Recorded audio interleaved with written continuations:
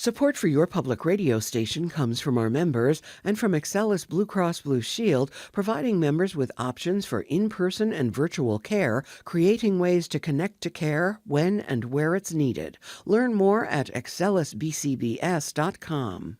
From WXXI News, this is Connections. I'm Evan Dawson. Our connection this hour was made in 1935 at a cocktail party where there was most certainly a drink of choice. If you'd like to make it, the famous creator of this cocktail shared the recipe. And it reads like this, quote, pour 1 jigger absinthe into a champagne glass. Add iced champagne until it attains the proper opalescent milkiness. Drink 3 to 5 of these slowly, end quote. That's the recipe from Ernest Hemingway for his drink Death in the Afternoon. He shared the instructions in a book of celebrity recipes at the time called So Red the Nose. And the main ingredient, absinthe, is said to have been one of the most popular spirits of the time, especially enjoyed by the likes of Hemingway and Van Gogh and Picasso and Oscar Wilde. The artists loved it. What would the drink of choice be today, 91 years later?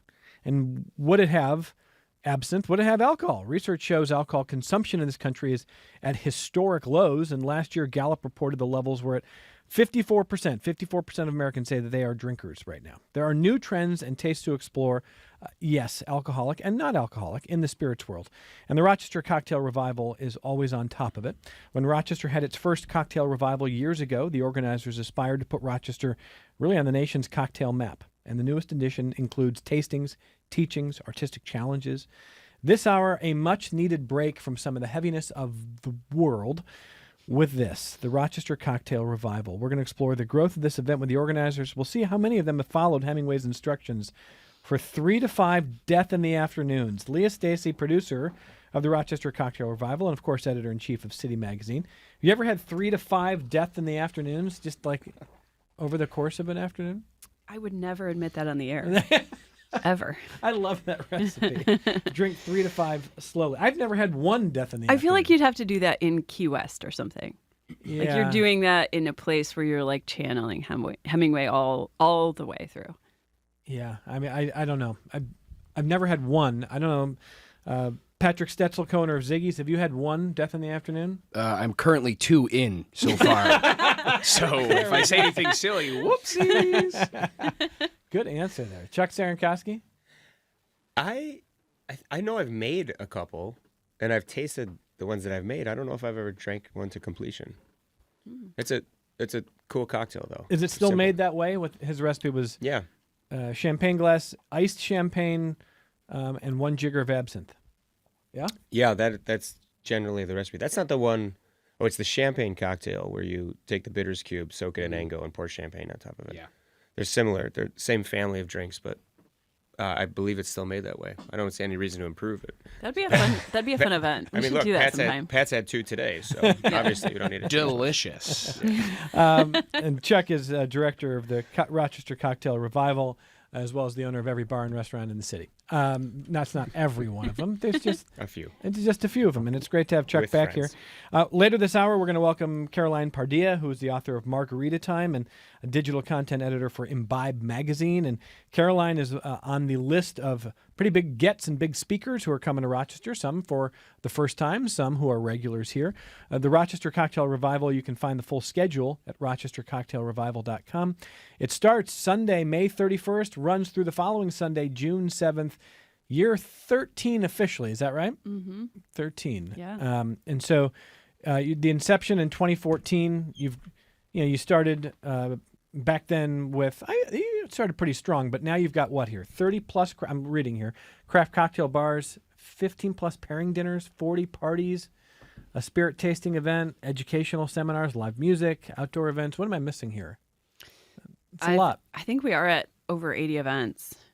Yeah, those are the right categories. I mean, we have a couple competitions. We have some cocktail competitions that happen, but ultimately, all of it is to emphasize the enthusiastic bridge between the industry, which is full of immensely talented people at all of those bars, and the very thoughtful and interested consumers, the guests that come into the bars. People need a place to go. They need nightlife. And despite the fact that whatever is reported or perceived as like the lack of drinking or alcohol sales, bar attendance is strong. Our bars are busy, and our city loves going out to eat and out to drink, and we like to celebrate that for a whole week. Yeah, I mean, I don't need to do any PR or cheerleading for you guys, but I think I certainly trust that is not only the case, but it's also true that trends don't hit every metro area the same. This is a city that has a culture of, loving it. Craft cocktails are doing great here. We're a good coffee town, good cocktail town. There's a lot of good things happening. What have you seen? I'm going to ask really all three of you, although I don't know. Patrick, how far down the list have you been involved with the Cocktail Revival? When was your first in Rochester? I worked at the Revelry in its inception. So you've been there from the jump here. So I'll start with... Since he's 30 years old now, and we've done Don't 13 of them, Don't do this. that means he was 21 for many years. Oh yeah, 21 for many years. Yeah, that's how it worked. Yeah. Don't do this. Let me start with you, Chuck. I'm going to go around the table. I mean, what is Rochester in 2026 compared to 2014 when the Cocktail Revival started? I mean, how much change or how much growth on the scene? I think that the number of, let me be clear about something too. There's no wrong way to run a restaurant, and there's no wrong way to run a bar. We're talking about a subset of bars where cocktails, meaning drinks that are made per a classic recipe or an embellishment of that recipe in a thoughtful way, are at the forefront of the beverage program. And that doesn't mean that a dive bar doesn't serve cocktails. What it means is that these are cocktail-forward bars and restaurants.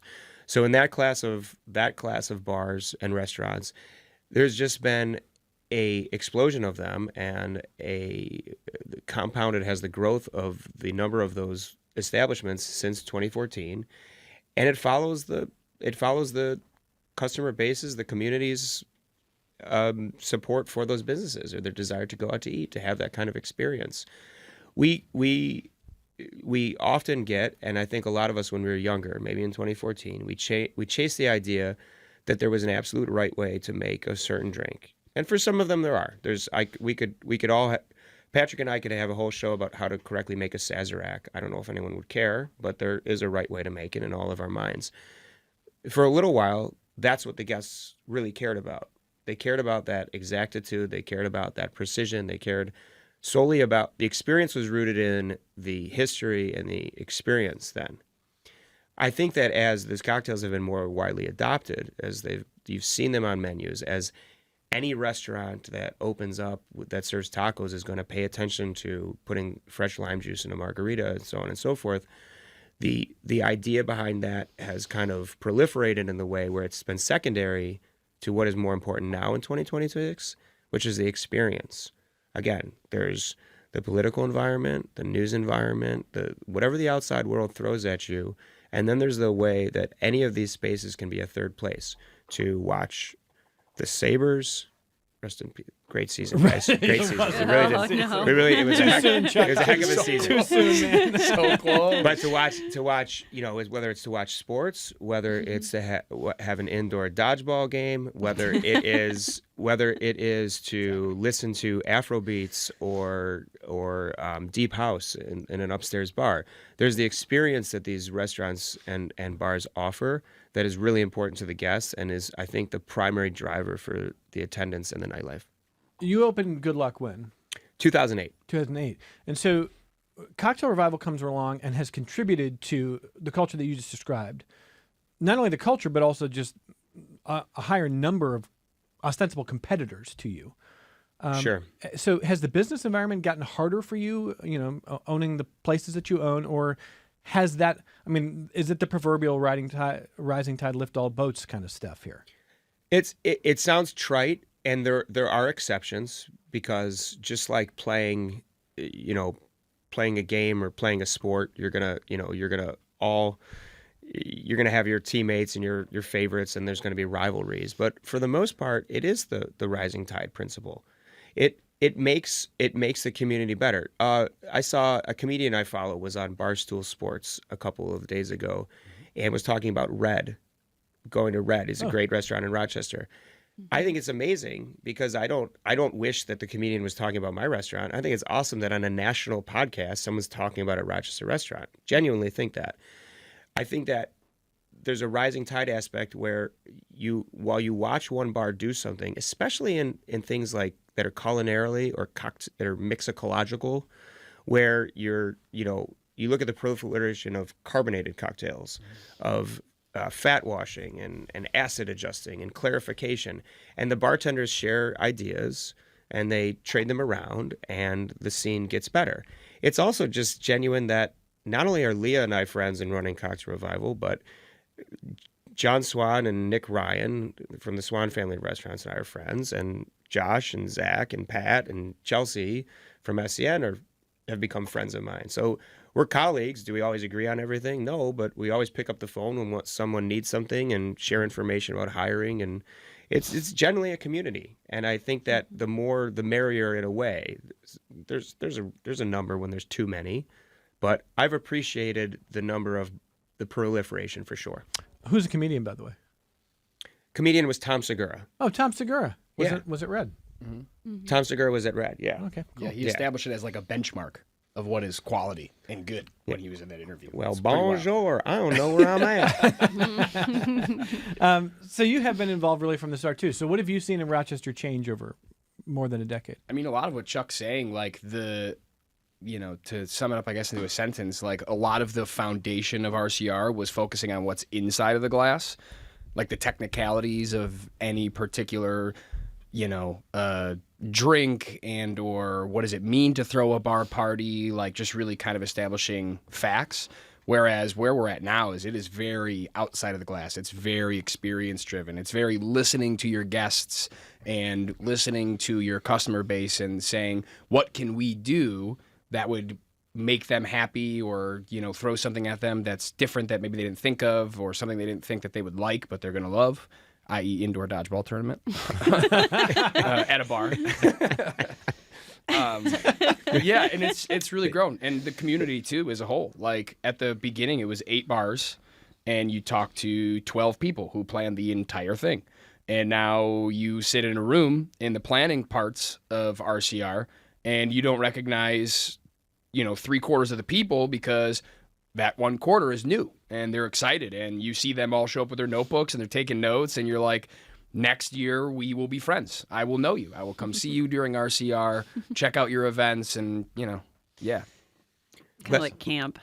Yeah, let me say one analogy to sum it up. In 2008, these two phrases, craft cocktail and indoor dodgeball tournament, could not have been further apart in the minds of people that enjoyed those things. Yeah. And it's 2006, and I get it. I see your point. I can see how it works. Yeah, it's just like that.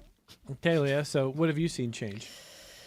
So I have been around since year one, but the first couple of years I was covering it. I had just moved back here during the first year, and I think I wrote an article and I judged one of the first barroom battles, which that's on you guys, honestly. But it was a lot of fun. I was so happy to be living in a city because I was really bummed about moving back here. I wanted to be in New York. I did not want to come back from journalism school and be in Rochester. And so to land in that arena when food and drink was like my primary beat was so exciting because I was like, oh, there's cool stuff happening here. Like I can dig into this. I can invest in this, cover this scene, be part of this scene. And it went on to the point where I left that journalism job, and then I was teaching at a college, and I started doing some social media marketing work part-time, and that evolved into working with Cocktail Revival and now producing it. And I love what Pat just said, like, we will be friends by next year. The whole community feels familial.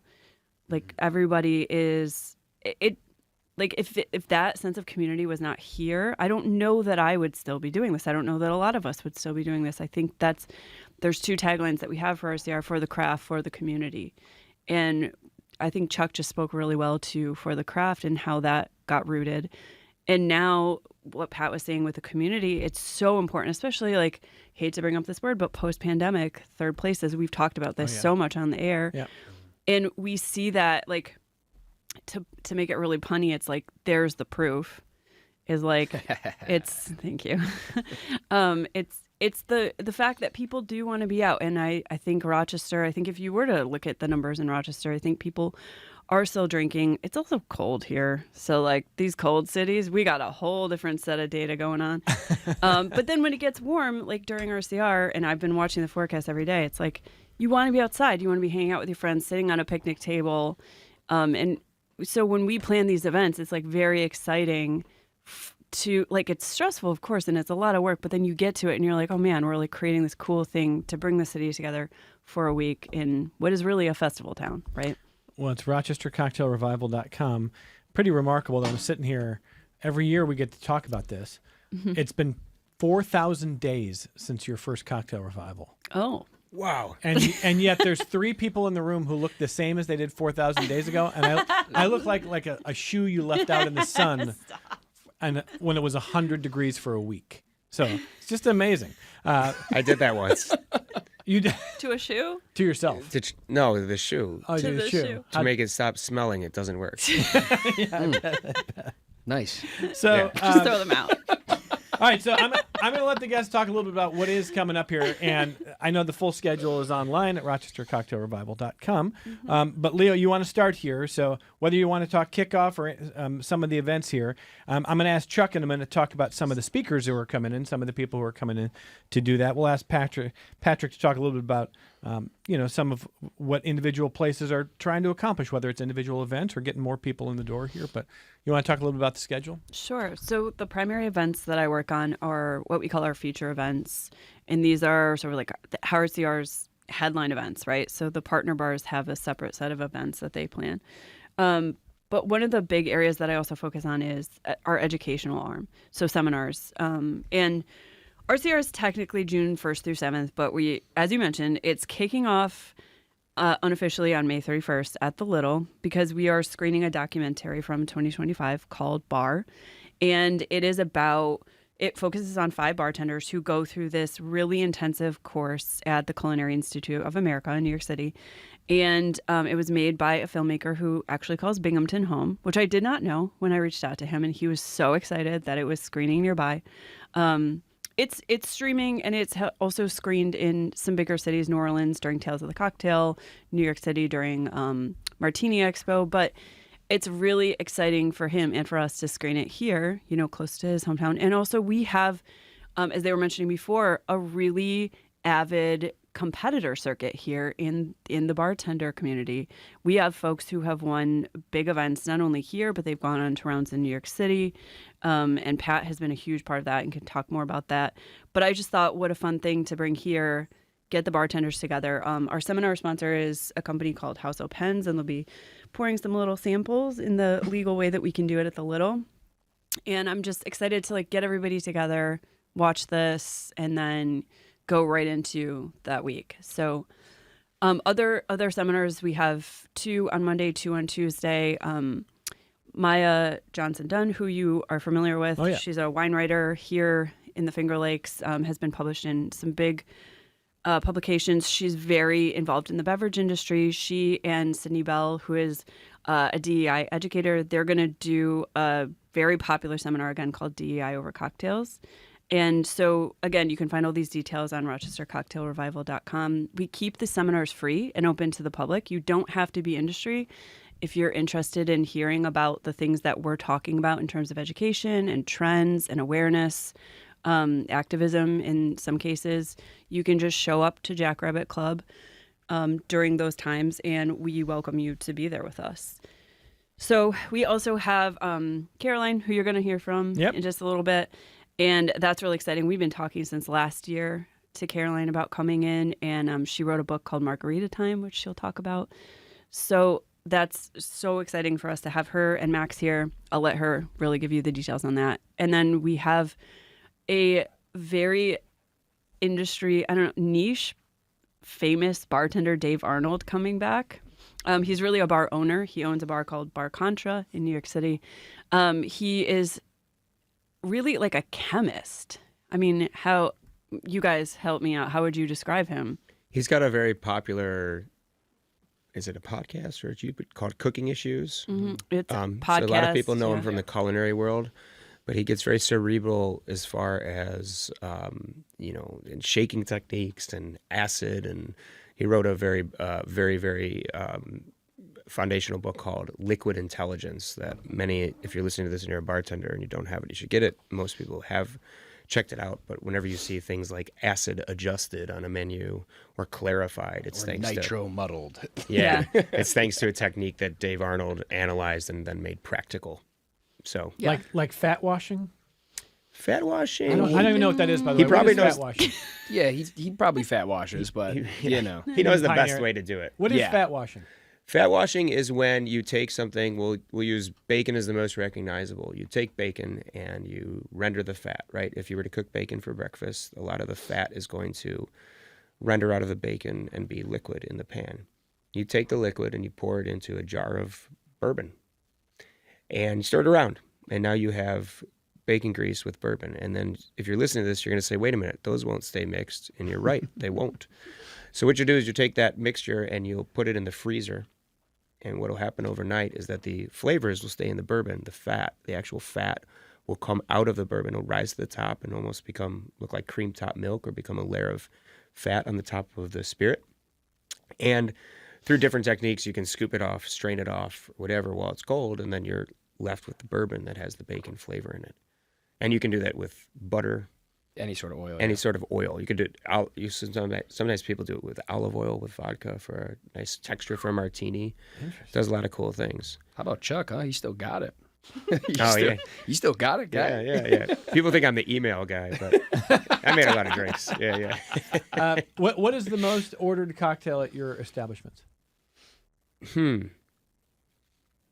Man, I think that the ascendancy of agave spirits over the last several years is amazing. So we got to be up there with our margaritas, or specifically at Good Luck, like the Escopeta or the Glass Hands. I know at Martine tequila sells really well. Lucky's makes a fair amount of old-fashioned variations. The old-fashioned will probably carry on forever.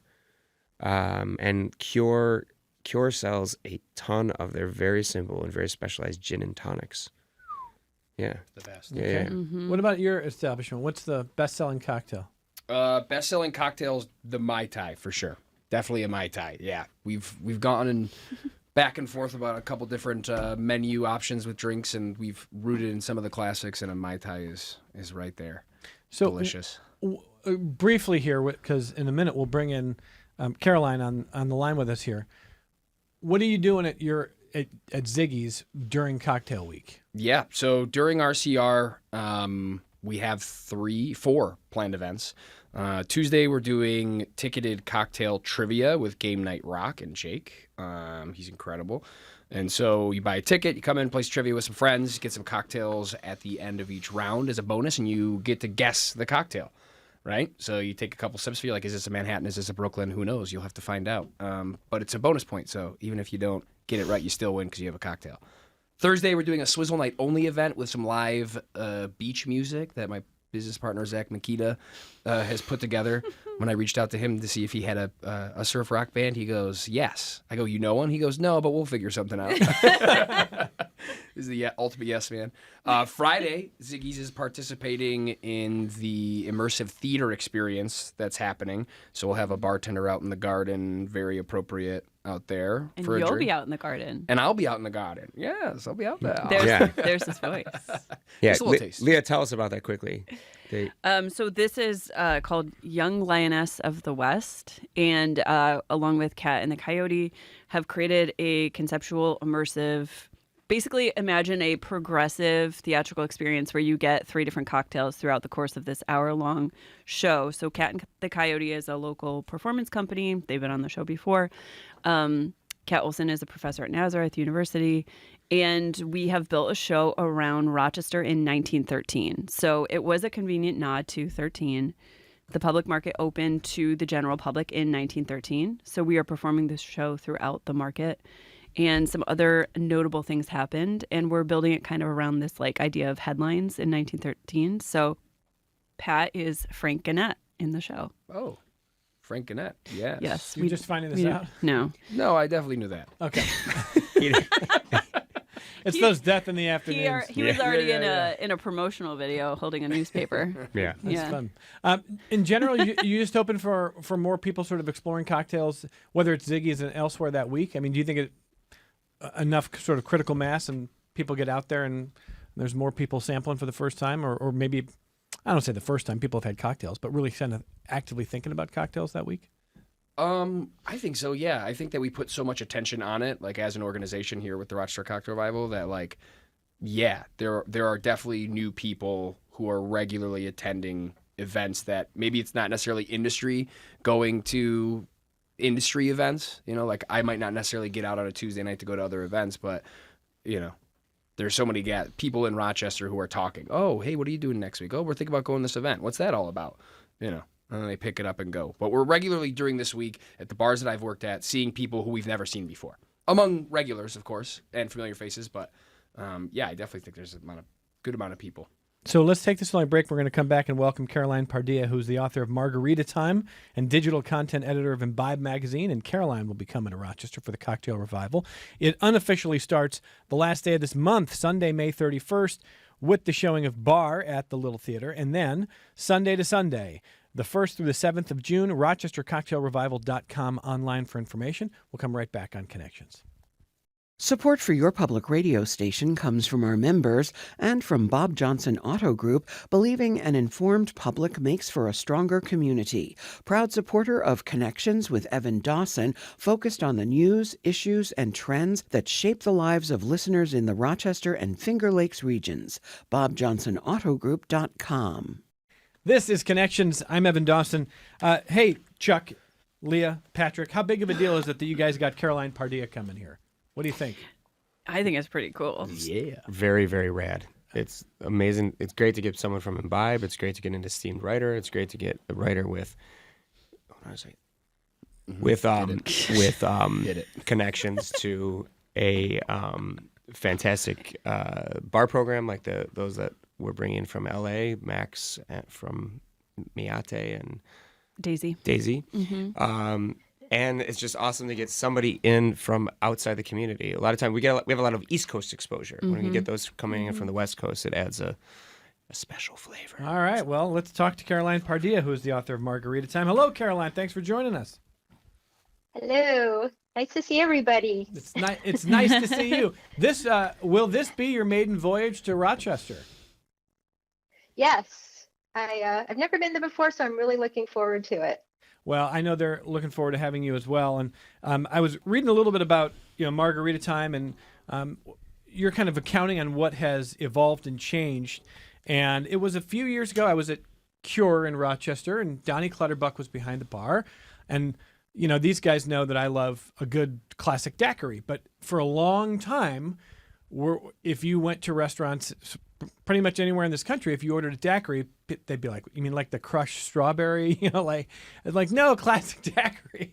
And now Rochester has a bevy of craft cocktail makers who make phenomenal classic daiquiris, or can put a little twist on it. And your book kind of indicates that margaritas had this challenge in the 70s and 80s where there was a lot of sort of bad bottle mixes, or just maybe not the industry know-how. What was the scene like 40, 50 years ago?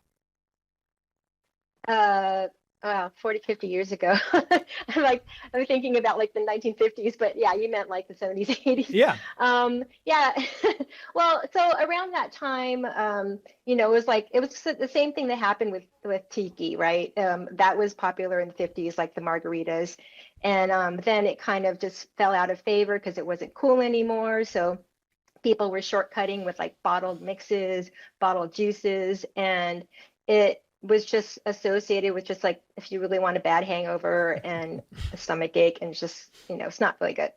And then also and then the 80s they have like the blended slurpy slushy margaritas that were just they're associated with vacation and everything, but just not like quality, or they weren't seen as elevated drinks, just like as a means to a buzz. And so in the early 2000s, they kind of hit the stride and came into this renaissance. How did that really happen, Caroline? Well, it's actually, thanks to the cocktail renaissance where bartenders were, like Del DeGroff was introducing fresh juices, and Tommy's margarita, like Julio Bermejo was like actually I guess the first one to like shine a spotlight on just using what do you call it? I can't talk. Using fresh lime juice, like aluminum, like just shaking that into margaritas, and so that just really elevated the drink. I mean, instantly, and also like the tequila category just grew. You had like better quality tequila. So, and then there's bartenders who are exploring new techniques. They're changing the format of the margarita. So just to have all these amazing like riffs or reimaginings of this classic cocktail. And you write tips for making expert grade margaritas at home. Give us one recipe. If you're making a margarita tonight and you want something that is classic that you will love, what are the specs? How are you making it? Oh, well, so personally, I like the Tommy's, just because I really like to spotlight, like I really like to taste the tequila, and I usually use like a high proof tequila, like G4 is good. And then of course, I just have like a grocery store across the street, so I'll like pick up some limes and then just squeeze limes. So it's like 2 ounces of that tequila, an ounce of the lime juice, and maybe 3/4 of agave nectar. You're right. And maybe, I'm sorry. Yeah, no, go ahead. and then I'll like, if I'm feeling spicy, I'll have like a couple of drops of like firewater tincture to make it a little bit spicy. All right. The guys in the studio were kind of listening. How do you like that, guys? Sounds great. It's great. I wrote it down. We're making a Caroline Pardilla margarita now in Rochester.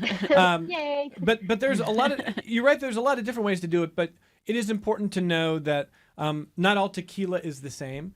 And you're right that, true to form from the 70s and 80s, if you have kind of bad mass-produced tequila, of which I have some college days that remind me of that you will still end up with a hangover more likely than not, yes?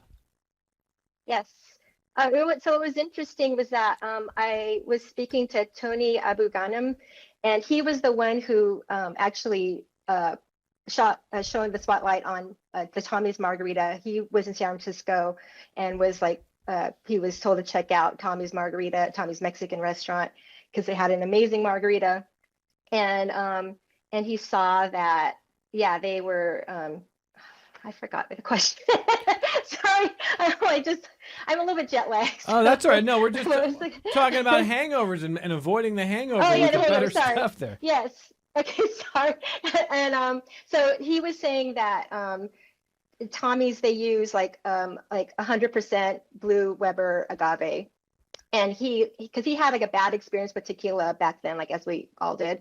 And when he was first introduced to that, tequila was clean. He had no hangovers. It really affected the taste or improved the taste of what he thought a margarita tasted like. So yeah, it makes a huge difference to get like a tequila that's like additive free, which means like no like glycerins or like sugars, and that's like made out of 100% Blue Weber agave. And I cannot host a conversation about this culture without getting some emails from some listeners who want the zero-proof versions of this, and you talk about that. So an NA marg or a zero-proof marg would be a hibiscus margarita, is that right? Oh, yeah. In my book, I actually got Adam Fournier, who was the beverage manager of Spago in Beverly Hills. And it was also like, we had him on Imbibe 75 for his really creative non-alcoholic program. And so he made this margarita. It's called Margarita, and it's made with apricot infused non-alcoholic agave spirit. And he makes his own hibiscus like syrup or sec. And you can just, it's like very elevated and, interesting for something. I mean, I think that would surprise people who normally associate cocktails with booze. Like this is a cocktail without the booze. Very good. And so if you want to meet Caroline Pardilla, it's Tuesday, June 2nd at Martine? Mm-hmm. Tuesday, June 2nd at Martine, that's correct. 5 to 7 at Martine. She's going to be covering the Margarita Seminar, and I know that's going to be a good time. Before I let you go, Caroline, Can you tell us a little bit about how Imbibe's doing? You guys celebrated 20 years. I'm a big fan of, just anybody who's still putting pen to paper and sharing the good word about any sort of subject, especially this when, so much of what we're talking about this hour is about a break from all the heaviness of the world and a way to bring communities together. How's Imbibe doing? Oh, doing great. Yeah, we just celebrating or are in the process of celebrating our 20th anniversary, and it's just showing like how far the cocktail industry or the drink industry has come from 20 years ago. Like the first time, our first issue was about Oaxaca and how much that has changed now.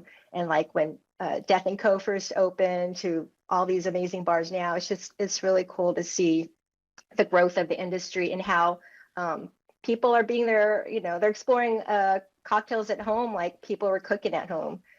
So it's just really neat. But yeah, we're doing well. Caroline's book, Margarita Time, is out now where books are sold. She'd love for you to pick it up. And as I let you go, what's a non-margarita cocktail that you love? What's a go-to for you? Oh, I love martinis. Gin martinis with a twist. Thank you for making time for us. I know Rochester's excited to have you and to see you. It's nice to see you on video, but it'll be even better for the Cocktail Revival crowd to see you in person. Thank you, Caroline. Thank you. I can't wait. That's Caroline See you Pardilla, soon. author of Margarita Time, digital content editor of Imbibe Magazine. And, Chuck, she's going to Martine, but she is not the only sort of big name. We've talked a little bit about that. Over the years, you guys have tried to bring in industry, important people in the industry. Yeah, we've gotten some amazing people to come in. In the past, we've had the late great Gaz Regan, Dale DeGroff has come several times to Cocktail Revival. As Leah maybe mentioned earlier, we have Dave Arnold back for the fourth time. I believe it's the third or fourth. Yeah, third or fourth time. David Wondrich is coming in. David Wondrich used to be the spirit writer for Esquire magazine. He wrote a very popular book called Imbibe. Was a co-writer with Noah Rothbaum of the Oxford Companion to Cocktails. He has a new book out called The Comic Book History of the Cocktail. So he'll be at Good Luck on Saturday, June 6th to give a seminar there. We also have, for our podcast enthusiastic bar audience, we have the wonderful Eric Castro from the podcast Bartender at Large. He's going to be actually guest bartending at an event at Jack's Extra Fancy on Saturday the 6th. And he'll be around for a couple days of the week. And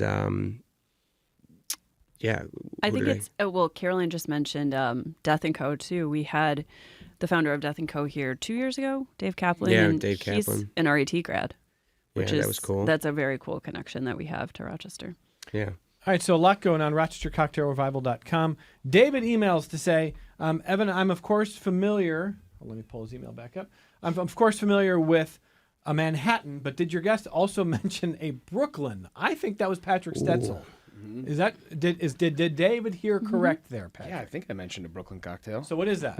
A Brooklyn is another stirred beverage similar to a Manhattan. It is made with rye whiskey. It is made with an Americanina, originally Ameripicon, which is another type of Amaro. Why am I drawing a blank now? I always get the Bronx cocktail and the Brooklyn mixed up. Yeah. Bronx is gin based though. Are you serious? Yeah. The Bronx is gin based. Yeah. And the Brooklyn. I don't know why I'm drawing a blank right now. It's Bronx probably because is I'm being also- put on the spot. The Brooklyn cocktail is good. No, you're there though. Yeah, you're like right there. Ameripicon, vermouth, and Yeah. then there's something else I'm missing. Yeah, I can't. Still four ingredients. So it's a cousin. Luxardo? Luxardo. cherry liqueur. Yeah, that's right. Maraschino. Perfect. I Googled it. Okay, cool. No, Yeah. you didn't. You knew that. Yeah. It's a cousin to the Manhattan. It is a cousin. Yeah. What is a Staten Island? Forget about it. Don't even worry. Give me. I don't know. It's like a Miller Lite. With a, From a can. I don't know. No offense to anyone from Staten Island. I know Wu-Tang Clan and people mad at the government. That's all I know about Staten Island. Wasn't there a ferry or something? Oh, yeah. So here's the thing, Chuck. I actually thought about making like a little joke about Staten Island. Then I thought that's kind of punching down. That's not fair. Also, I've never been to Staten Island, and what do I know? So I just let you do it. So thanks. Oh, you're welcome. Yeah. This is a team effort. Yeah. Straight from the slums of Shaolin. Anyway, that's Wu-Tang. Ooh, Yeah. ooh. Wu-Tang is from Staten Island? Oh my goodness. Producers, do you hear this? Yeah, yes, Wu-Tang is from Staten Island. Yeah. Megan's embarrassed for you There's right no now. way that Megan knew this. Yeah. There's zero chance that Megan knew Yeah. that. Rob might have.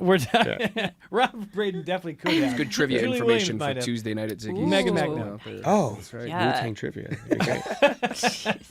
Our crew thought you meant the downstairs would Brooklyn. know this. Yeah. Oh, gosh, I'm embarrassing myself. Leah Stacy, Chuck Cerankosky, Patrick Stetzel are with us. We're talking Rochester Cocktail Revival. Okay, so, Leah, what have we not, hit here? There's a lot coming up. You got a week-long revival. What's on the list? Feature. Go ahead, Chuck. No, you start. Well, I think that the two of you should talk about the barroom battle, because that really is like, there are still people, I think, in Rochester who have only gone to that event, which, if that's the case and you're listening, go to more events and see what else we got going. But it's our biggest event year after year. Yeah. So, hold on a sec, because Leah mentioned this earlier. You've competed on the circuit elsewhere, right? Like, are you a competitor? Are you a competitive cocktail maker? Yeah, I like making drinks good and fast. Okay, so I think what makes a good competitor? Like, I want to know how you get good at this. Yeah, I mean, the thing we're referencing is the Bar Ninja competition that happens on Sunday night at Radio Social, and it's open to any bartender who is participating at one of the bars that are featured in RCR, right? Like, I don't think outside bartenders... You have to work at a partner bar. Right, Yeah. and there's a cap to that, but essentially... these competitors we're not asking them to do anything they don't already do. Like, maybe we get a little silly with some dice because Chuck forgot the real ones, but just grabbed some from at home, and some bits that we did for last year's RCR. It's entertainment. Yeah, for it's sure. entertainment, but we're asking these bartenders to just show up and do what they do, and if they add a little flair, they add a little fun to it. They're tasked with making 4 cocktails, right? 3 as fast as they can, and they're scored on different parameters that we establish beforehand that they can look at. And it's basically just playing the score sheet. Look at what you have to do, look at how you're being scored, and then do those things well. Okay. Yeah. And you said it's on Sunday, the 7th Yes. of June. Sunday the 7th. So Yeah. on the last night So- of the revival. It's our very last event every year. So last event, we got about 600 to 700 people come to see that competition, and it's one of our feature events. In addition to the event at Radio Social, going back to the beginning of the week, we've got what we call the RCR Launchpad Party. We introduce new spirits to the Rochester drinking public, happening again at the Genesee Valley Club. They open their doors for a public event. So if you've never been to the Genesee Valley Club, that's a pretty cool reason to go on Monday, the 1st of June. Wednesday, so we talked about Tuesday with the Margarita seminar, but Wednesday at the George Eastman Museum, we do our garden party again. That's supported by Brown Foreman, which a great outdoor party with multiple bars and florals and towards the Eastman grounds and things like that. On Thursday night, Anthology, the music venue down on East Avenue, is having a couple emo bands play a show. So we have One emo band, one one indie rock band. one indie rock band, one emo band. The demos and Cut Me Up Jenny. Connection at 2 o'clock will explain the difference between those two genres. I could do that one. I was a Jimmy Eat World fan. I was a Jimmy Eat World fan in college. I can do the difference Yeah. on that one, man. Come on. I'm sure someone cares. And then there's Oh my God. the theater. No, we had wonderful musicians playing at Anthology. On Friday night, as we talked about, Cat and the Coyote and some other community members do Young Lioness at the West in the Rochester Public Market. So in cooperation with the City of Rochester, we're doing an event on city property. It's going to be cool. Saturday morning, you wake up and you want to go taste booze from 30 vendors in the lobby of the Metropolitan Building. You're in luck because the Spirit Tasting Spectacular happens again on Saturday morning. Later that afternoon, Dave Wonderich will talk about his comic book of cocktails at Good Luck. And at night, we have a whole bunch of cool parties happening amongst the bars. One of our new bars this year, Flora, is having a really cool DJ party that night in conjunction with a couple other places. And then just a brief overview throughout the week. The events I just mentioned are for the most part ticketed, but there's lots of ways to participate for free. You could walk into Leela's all week, the hotel bar, or you could walk into Lucky's for Camp Lucky's all week long. There's, of course, Bitter Honey is doing a really cool Taco Tuesday party on Tuesday night. You've got Vern's doing a lunch on Thursday. You've got the nitrate trivia at radio is sold out. I'm being waved off. Don't go to that one. We're doing a partnership this year Sold out. Yeah. with the New York State Distillers Guild. So we have a bunch of New York State producers coming in to do some activations at bars later in the weekend. Like notable ones are Daily Refresher and beyond. We've got a cool boar roast, the annual boar roast at Good Luck on Saturday. Jack's Extra Fancy has some events Friday and Saturday that are look really, really fun. And then what does Ziggy's have going on, Pat? I already mentioned the Tuesday and Thursday, and then Saturday here it is. We touched on it. It's the pinnacle of cocktail making. Is we're gonna bring in some drop netting, take out the pool table, and we are in conjunction with Palm Bay Spirits. We're gonna have an indoor dodgeball tournament, and Chuck and I are gonna compete. Oh my god! I don't know why we have to have separate cameras. I think Katie probably has some thoughts downstairs. Yeah, It's a big personality, you know. people downstairs hate you right now. There's people downstairs. Evan, can I jump in? See, for a second? whole crew, and that's a the whole close mind. team. You would think that an organization like this would be comfortable with two men shoulder to shoulder speaking to the camera yeah, together. I don't even need the microphone. What is the problem? I don't even need the earphones out all the way. Get back to your mark. There's a piece of black tape. Get over there. State your mark. Could I jump in for Yes. a second? So Chuck mentioned that the future events are ticketed. You know, there's a couple of reasons that we do that, but the biggest impact we have in the community, other than the bar community directly, is that our charity partner is Cancer Support Community Rochester, which formerly known as Gildas Club, still sometimes referenced that way. I think people remember it that way. And they've been a partner to RCR for the entire 13 years. And over those 13 years, we've raised over $300,000 for them. That's awesome. And, you know, even when we are going through challenges with whether it's the economy or different spirit brands, it's really important to our team, our community, and a lot of the spirit brands that we work with now as well. Like they get the mission and they're behind it, and no one has not been affected by cancer in some way.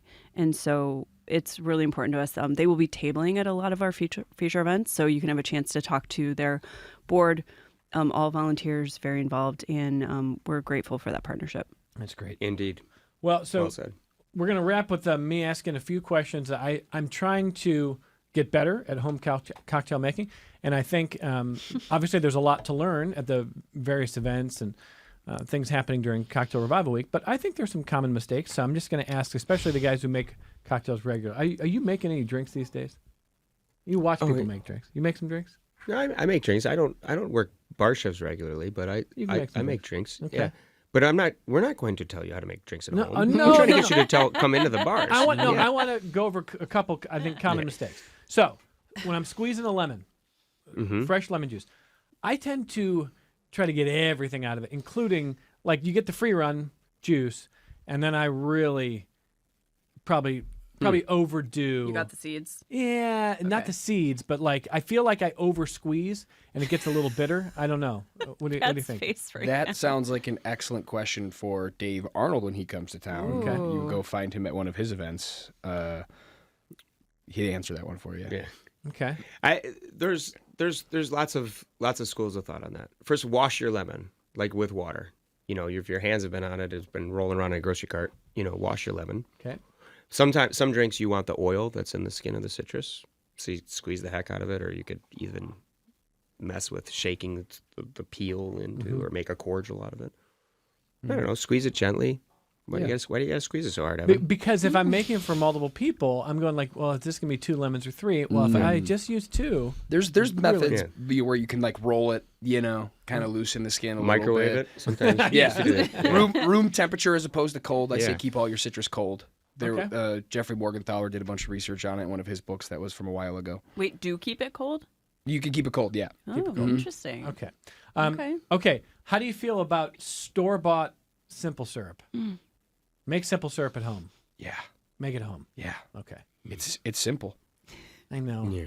You know, it's like sometimes when you've got like literally a baby crawling around your life, you're like, I don't have time to make That's simple true. syrup. I mean, But it's better if you if you make it yourself, the ingredients should be sugar and water. right. So if the store bought is that, it's fine. If there's a third or fourth ingredient, I don't know if I'd buy But it. the reason I'm asking is I've made plenty of simple syrups at home, I'm amazed that the store-bought syrup doesn't taste the same. I'm like, it's just syrup and water. Yeah, But it's all about the ratio. Maybe the ratio is different of water to sugar. But it does also have to stay good in a bottle for Yeah, years. so they're doing something. So Okay. yeah, And then other syrups make it home. I mean, I've made a passion fruit syrup.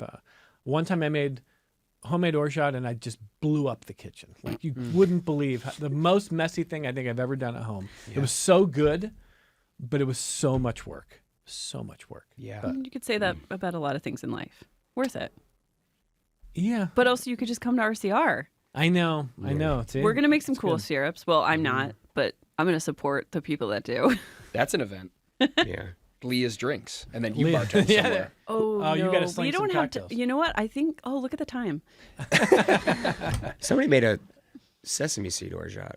Where did I taste that? One of the events. Oh, that Somebody was. made Yeah, a- where was that? That was good. That's cool.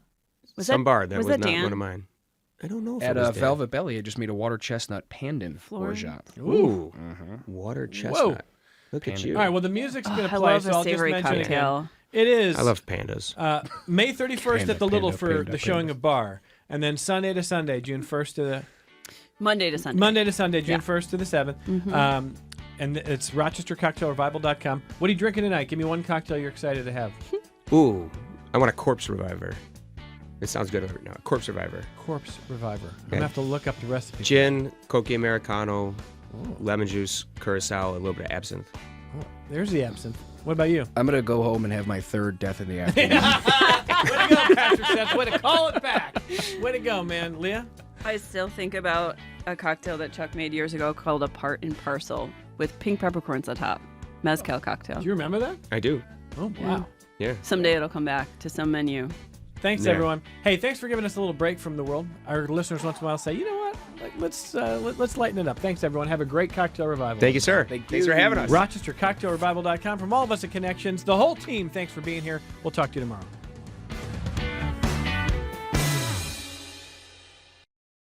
This program is a production of WXXI Public Radio. The views expressed do not necessarily represent those of this station, its staff, management, or underwriters. The broadcast is meant for the private use of our audience. Any rebroadcast or use in another medium without expressed written consent of WXXI is strictly prohibited. Connections with Evan Dawson is available as a podcast. Just click on the Connections link at WXXInews.org.